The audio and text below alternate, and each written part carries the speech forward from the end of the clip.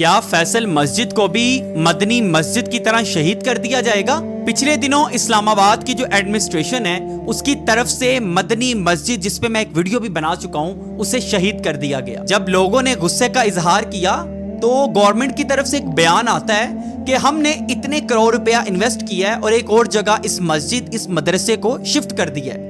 لیکن سوال یہاں پہ یہ پیدا ہوتا ہے کہ جو قرآن پاک کے اوراق اس ملبے سے نکل رہے ہیں، اس مٹی سے نکل رہے ہیں جہاں پہ آپ نے پودے لگائے ہیں، کیا اس کی بھی اجازت آپ نے لے لی تھی؟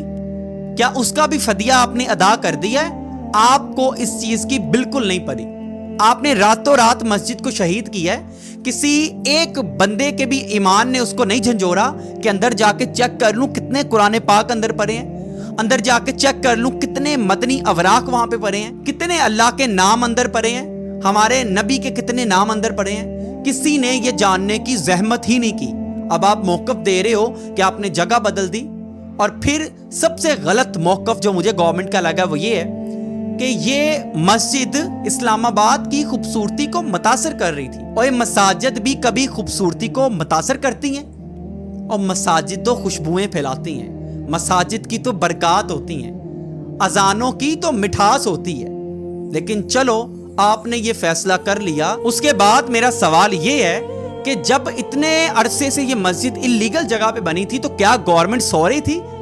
کیا پاکستان کچھ روز پہلے آزاد ہوا ہے؟ یہ میرے سوال ہیں کچھ، ٹھیک ہے؟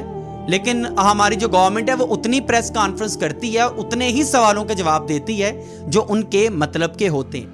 لیکن یہ جو آپ نے حملہ کیا یہ مسجد پہ نہیں کیا، یہ آپ نے جو حملہ کیا یہ گرین بیلٹ کی جگہ صاف کرنے کے لیے نہیں کیا، یہ آپ نے ایمان پہ حملہ کیا ہے۔ اور انشاءاللہ اس کی جو سزا ہے نا وہ آپ دنیا میں بھی دیکھو گے اور آخرت میں بھی اس کا مزہ چکھو گے۔